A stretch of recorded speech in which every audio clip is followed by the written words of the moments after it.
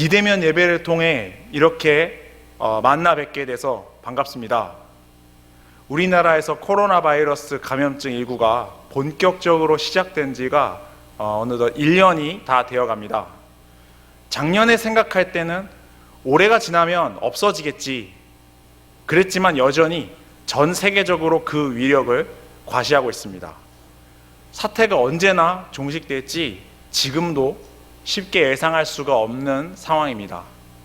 자유롭게 친구들도 만날 수 없고 여행도 마음대로 가지 못하고 운동 경기도 하지 못합니다. 바깥에서 우리가 식사하려고 할 때도 고민을 좀 많이 해야 됩니다. 하지만 우리가 가진 가장 힘겨운 일이 있다면 교회에서 우리가 예배로 모이지 못한다는 사실입니다. 예배당에 모여서 함께 찬양하고 기도하던 그 시간들, 얼마나 소중한 시간들이었는지를 우리가 새삼스럽게 깨닫게 됩니다. 오늘 본문의 예루살렘 교회는 스데반의 순교에 이어서 큰 박해를 만나고 사도들을 제외한 모든 사람들이 박해를 피해서 유대와 사마리아 전역으로 흩어지게 되었습니다. 마치 바이러스의 확산을 피해서 각자의 집에 뿔뿔이 흩어져 있는 2021년 오늘 우리들의 모습과도 같습니다. 하지만 하나님께서는 사울을 통하여 예상치 못한 방법으로 일하십니다. 뿔뿔이 흩어져서 존폐의 위기를 맞이했던 예루살렘 교회는 위기를 넘어서 평안함과 견고함 그리고 확장과 성장을 이루게 되었습니다. 오늘 이 시간을 통해서 어떻게 하나님께서 환난 가운데 있는 교회를 위하여 일하시는지 세 가지로 나누어서 살펴보도록 하겠습니다. 먼저 첫 번째로 하나님께서는 불가능을 가능케 하십니다. 사울은 스데반이 순교할 때 그의 죽음이 마땅하다고 여겼던 사람입니다. 예수를 하나님의 아들로 믿는 그리스도인 이단을 척결하는 것이 그가 섬기는 이스라엘의 하나님을 참으로 위하는 길이라고 여겼던 것입니다. 유대교에 대한 자신의 믿음, 조상의 전통에 대한 자신의 열심은 그의 연갑자들보다 더하였다고 합니다. 8일 만에 할례를 받았고 베냐민 지파 출신으로 스스로 히브리인 중에 히브리인이라, 율법으로는 바리새인이라 이렇게 칭하고 있습니다. 이런 사울이 도저히 이해할 수 없는 체험을 통해서 하루아침에 그리스도인이 되었습니다. 도상에서 만난 그리스도의 찬란한 빛과 그 음성은 혈기왕성하던 사울을 놀라게 하였고 한순간에 무력하게 만들었습니다. 그렇게 며칠 만에 사울은 자신의 신념과 가치관 자체가 완전히 뒤바뀌게 되었습니다. 이렇게 극적인 회심을 하는 사람이 오늘날에도 여럿 있습니다. 원래 불자였던 사람이 예수님을 만나게 되고 종가 집안의 장남이었던 사람이 예수님을 만나게 되고 심지어는 무신론에 심취했던 사람이 예수님을 만나는 일이 있습니다. 가능할 수 없을 것 같은 그 일이 오늘날도 간간히 나타나는 것을 주위에서 볼 수가 있죠. 다메섹 회당에 있던 유대인들은 사울의 갑작스러운 발언을 듣고 다음과 같이 반응합니다. 오늘 본문 21절과 22절 말씀입니다. 듣는 사람이 다 놀라 말하되 이 사람이 예루살렘에서 이 이름을 부르는 사람을 멸하려던 자가 아니냐. 여기 온 것도 그들을 결박하여 대제사장들에게 끌어가고자 함이 아니냐 하더라. 사울은 힘을 더 얻어 예수를 그리스도라 증언하여 다메섹에 사는 유대인들을 당혹하게 하니라. 아멘. 이들은 사울이 어떤 목적으로 다메섹까지 왔는지를 분명하게 알고 있었습니다. 회당 가운데 예수를 주로 고백하는 그리스도인들을 색출해서 잡아다가 예루살렘으로 압송하기 위함이었습니다. 그래서 사울의 발언은 이들을 더 당황스럽게 만들고 있는 것입니다. 자신들과 뜻을 같이 하던 그 강경파 유대인이 어떻게 하루아침에 예수는 하나님의 아들이다 이렇게 말을 할 수가 있단 말입니까? 우리가 함께 지내던 형제 자매 가운데 어느 날 갑자기 어떤 한 이단 종파에 빠지게 됩니다. 그러더니 그 단체의 가르침이 진짜다, 진리다라고 우겨댄다고 생각해 보시기 바랍니다. 이건 참 기가 막힐 노릇이 아닐 수 없습니다. 어떻게 갑자기 저렇게 변할 수 있을까 하면서 당황하며 불안해하게 됩니다. 지금 다메섹 회당의 유대인들은 그런 상황 가운데 있습니다. 예루살렘에 있던 예수님의 제자들 역시 사울을 도무지 믿을 수가 없었습니다. 그리스도인들을 잡아 가두던 그 철저한 대적자 사울이 정말로 바뀌었는지 신뢰할 수가 없었습니다. 사실 박해의 두려움 가운데 있었던 그 제자들의 입장에서 이런 방식으로 의심을 할 수가 있죠. 사울이 거짓으로 회심한 척해서 제자들을 만나 유인하고 체포하려는 것입니다. 하지만 바나바가 나타나서 그 사울을 제자들 앞에 데려다가 변호해 줍니다. 제자들이 믿을 만한 사람이었던 바나바가 설명을 해주고 나서야 비로소 그들은 의심을 거두게 됩니다. 그리고 사울을 받아들였습니다. 오늘 우리가 처한 상황을 한번 생각해 보시기를 바랍니다. 마스크 없이 바깥에 다닐 수 있는 그런 날이 과연 올 것인가? 지금으로서는 상상하기가 어렵습니다. 교회의 모든 모임들이 언제 다 정상화될 수 있을까? 그것조차도 쉽게 예상할 수 있는 일이 아닙니다. 언제 어떻게 그 일이 있게 될지 누구도 알 수가 없습니다. 심지어 그 일이 마침내 실제로 일어났을 때 우리가 어떻게 행동하게 될까요? 과연 마스크를 단숨에 벗어 던질 수 있을까요? 습관이라는 것이 참 무서워서 아마 사태가 정리된 후에도 한동안은 여러 가지 이유들 때문에 계속 마스크를 쓰고 다니지 않을까 하는 생각도 해보게 됩니다. 그러나 맹렬한 교회의 대적자였던 사울이 완전히 변화했던 것처럼 오늘 우리가 겪고 있는 어려움 또한 씻은 듯이 사라지는 그 날이 오고야 말 것입니다. 결코 오지 않을 것 같은 그 날은 언젠가 오게 될 것입니다. 하나님께서 이스라엘 백성들을 향해 그 일을 행하시리라 약속하셨습니다. 이사야 43장 19절 말씀을 함께 읽도록 하겠습니다. 보라, 내가 새 일을 행하리니 이제 나타날 것이라. 너희가 그것을 알지 못하겠느냐? 반드시 내가 광야의 길을 사막의 강을 내리니. 아멘. 코로나 이전의 삶으로 다시 돌아갈 수 없다는 의미에서 뉴노멀이라는 단어가 많이 사용되고 있습니다. 말 그대로 새로운 정상이라는 뜻입니다. 이번 사태를 조명하는 수많은 책들이 나오고 있는데 상당수의 저자들이 이 뉴노멀을 주목하고 있습니다. 팬데믹으로 기존의 통념들이 다 깨어지고 난 뒤에 새롭게 다가오는 세상에 주목하라는 의미겠죠. 저는 이 단어를 조금 다른 의미에서 적용을 하고 싶습니다.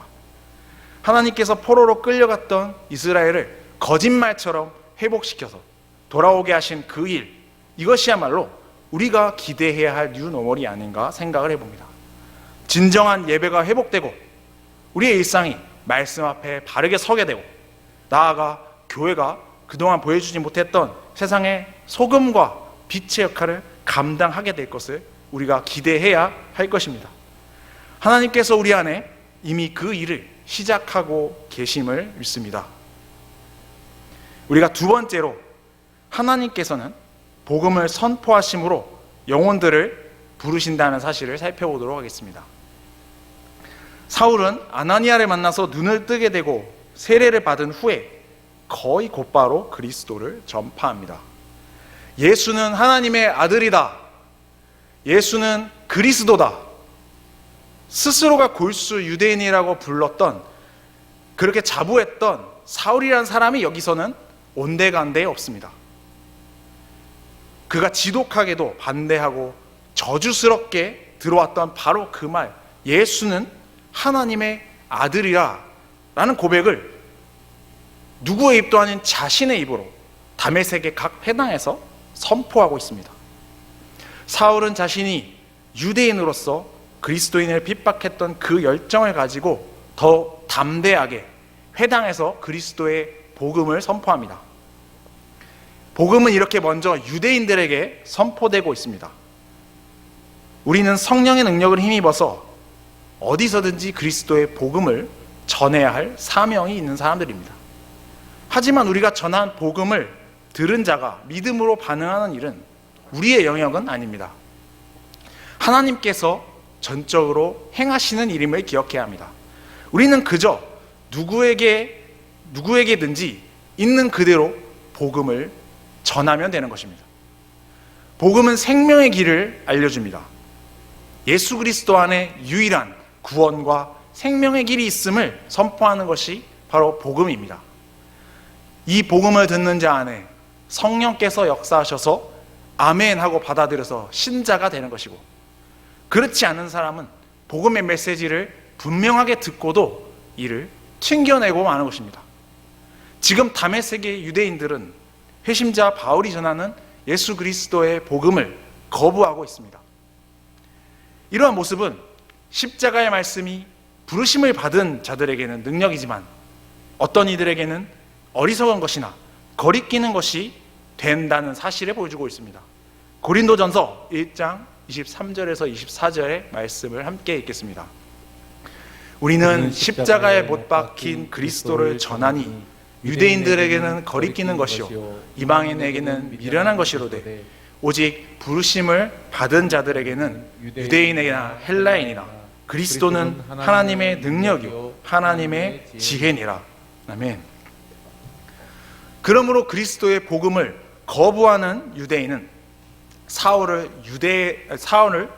죽이기로 모의하고 밤낮으로 그를 지킵니다.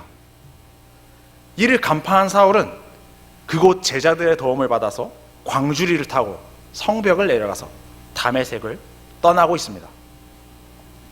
예루살렘으로 가서도 사울은 담대하게 주 예수의 이름을 선포하며 헬라파 유대인들과 논쟁을 벌이게 됩니다.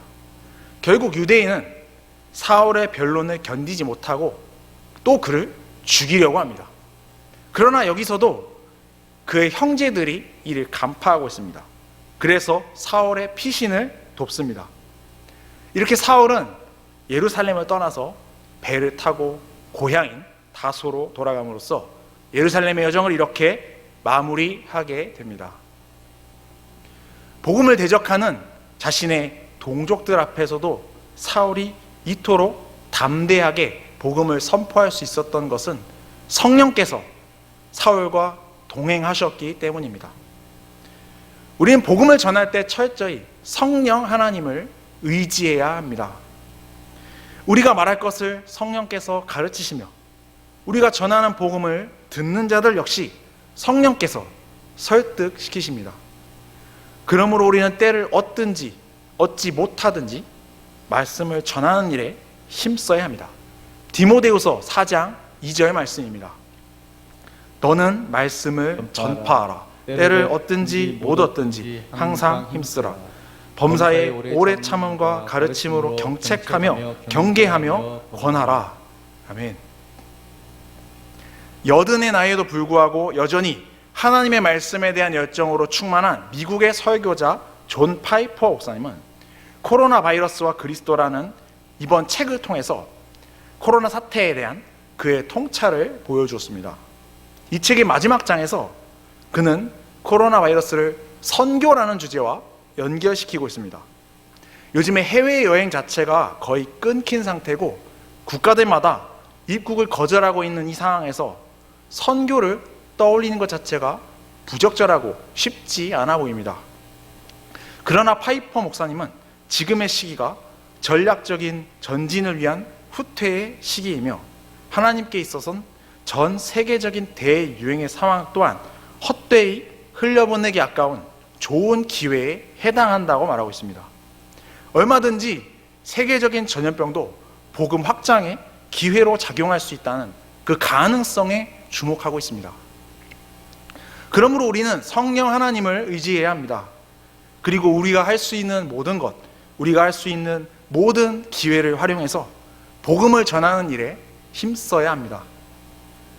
이후에도 사도 바울은 극한의 고난과 위협을 마주하는 가운데서도 복음 전하기를 멈추지 않습니다. 그는 어떻게든 그리스도가 선포되고 존귀하게 되는 것을 기뻐합니다. 이러한 일이 가능한 것은 성령으로 충만하였기 때문입니다. 날마다 성령으로 충만하기를 기도하시는 우리 역곡동교회 성도님들이 되시기를 바랍니다. 세 번째로 살펴볼 것은 하나님께서 교회와 위기를 넘어 새로운 차원으로 성장케 하신다는 사실입니다. 본문 31절은 사울의 회심과 복음 선포로 통해서 나타난 이 모든 일들이 큰 핍박을 맞이한 교회를 위한 반전의 역사라는 사실을 잘 보여주고 있습니다. 사도행전 9장 오늘 보면 31절의 말씀을 함께 읽도록 하겠습니다. 그리하여 온 유대와 갈릴리와 사마리아 교회가 평안하여 든든히 서가고 주를 경외함과 성령의 위로로 진행하여 수가 더 많아지니라. 아멘. 먼저는 지역적인 변화가 나타났습니다. 원래 예루살렘에서 시작된 그리스도의 교회는 이제 예루살렘에 머무르지 않게 되었고 온 유대와 갈릴리와 사마리아 지역으로 확장되었습니다. 예수님께서는 제자들에게 예루살렘으로부터 온 유대와 사마리아와 땅끝까지 증인으로 나아가리라고 약속하셨습니다. 우리 사도행전 1장 8절 말씀입니다. 오직 성령이 너희에게 임하시면 너희가 권능을 받고 예루살렘과 온 유대와 사마리아와 땅끝까지 이르러 내 증인이 되리라 하시니라. 아멘. 그리스도의 복음이 예루살렘을 벗어나 이스라엘 전역으로 확산되기 시작한 기점은 아이러니하게도 교회를 향한 박해의 시간이었습니다. 박해로 흩어질 수밖에 없었던 교인들이 각각 흩어진 곳에서 그리스도를 전하게 되고 이로써 열매를 맺어 교회가 새롭게 세워진 것입니다. 빌립의 사마리아 전도와 회심한 사울의 다메섹 전도가 이를 구체적으로 실현하였습니다. 이제 이방인에게로 복음이 전파될 일만을 남겨놓고 있습니다. 두 번째로 교회는 안정을 되찾았습니다. 박해의 상황으로 인해 교회는 일시적으로 평안을 잃었습니다. 그러나 이제 지리적으로 확장된 그 교회가 평안을 얻게 되고 또 자리를 잡아서 기초가 세워지게 되었습니다. 교회 박해에 가장 큰 동력을 보여주었던 사울이 역으로 복음의 사람이 되면서 교회가 세워지는데 가장 큰 힘이 되기 시작했습니다. 세 번째로 수적인 성장이 나타나고 있습니다. 오순절날 베드로의 설교를 들은 3,000명의 회심 이래 예루살렘의 교회는 박해가 있기까지는 지속적으로 성장을 지속했습니다. 그러다가 큰 시련을 맞이하게 되고 교회가 뿔뿔이 흩어지면서 사실은 존폐의 기로에 놓이게 되었습니다. 하지만 하나님께서 교회를 그냥 내버려 두시지 않는 것을 보게 됩니다. 주를 경외함과 성령의 위로가 흩어져 복음을 전하는 이들 위해 함께하기 때문에 하나님의 일은 결코 폐하여지지 않습니다.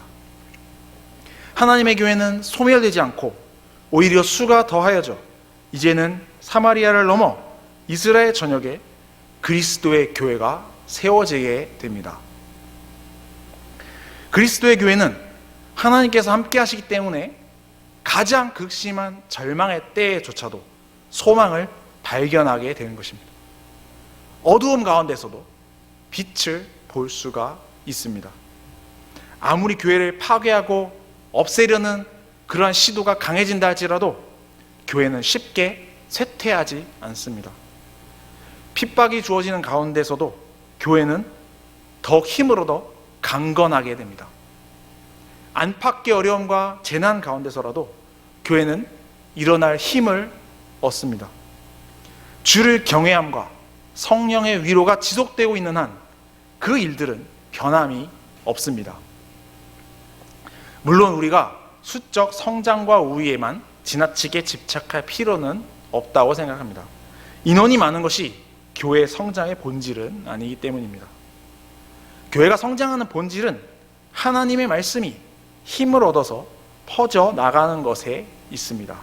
우리 사도행전 6장 7절 말씀입니다. 하나님의 말씀이 점점 왕성하여 예루살렘에 있는 제자의 수가 더 심히 많아지고 허다한 제사장의 무리도 이 도에 복종하니라. 아멘. 복음의 말씀이 힘을 얻어서 퍼져나갈 때 복종하는 자들이 생기고 수적 부흥이 나타나는 것을 보게 됩니다. 우리는 이 원리에 집중해야 합니다. 성령 하나님께서 교회를 붙드시고 거룩하게 인도하시며 친히 증인이 되셔서 교회를 통해 온 세상에 복음을 선포하시기 때문입니다. 그러므로 교회는 언제나 하나님의 말씀을 붙들어야만 합니다. 그래야 말씀 가운데 살아 움직이시는 하나님의 임재를 경험해야만 합니다. 어려운 시기가 올수록 하나님의 말씀이 역사하는 능력이 더한 줄로 믿습니다. 그러므로 우리에게 당면한 여러 가지의 위기와 도전들은 오히려 우리가 성장할 수 있는 절호의 기회로 다가온다는 사실을 기억해야 할 것입니다. 말씀을 정리하겠습니다. 큰 시련을 만난 예루살렘 교회가 뿔뿔이 흩어진 것은 분명히 어려운 상황입니다. 그러나 그 가운데서도 복음의 능력이 역사하여서 그리스도의 교회는 결코 소멸되지 않았습니다. 오히려 박해에 앞장섰던 우두머리인 사울을 돌이키셨던 하나님의 큰 권능으로 말미암아서 교회는 예루살렘을 넘어서 이스라엘 전역으로 확장되고 있습니다. 이제 이스라엘 전역으로 확대된 그리스도의 교회는 이방인들을 향해서 땅끝까지 나아갈 채비를 하고 있습니다. 사랑하는 역곡동교회 성도님들, 불가능을 가능케 하시고 복음을 선포하심으로써 영혼들을 부르시며 이로써 교회가 위기를 넘어서 새로운 차원으로 성장하게 하시는 하나님을 의지하시기 바랍니다. 2021년 우리 교회의 표어는 광야를 지나 축복의 땅으로입니다. 광야를 지나는 중에는 황량한 사막 외에 아무것도 보이지 않지만 오직 하나님의 말씀, 하나님의 약속을 믿고 나아갑니다. 하나님께서 우리와 함께 하시고 지키시며 공급하신다. 그 사실 믿고 우리는 나아갑니다. 흩어진 가운데서도 하나님께서 교회를 지키고 계십니다. 쉽게 익숙해지지 않는 비대면 예배에 참여하는 가운데서도 하나님께서 우리를 붙들고 계십니다. 그 위로와 소망이 오늘 역곡동교회 모든 성도님들과 함께 하시기를 소원합니다.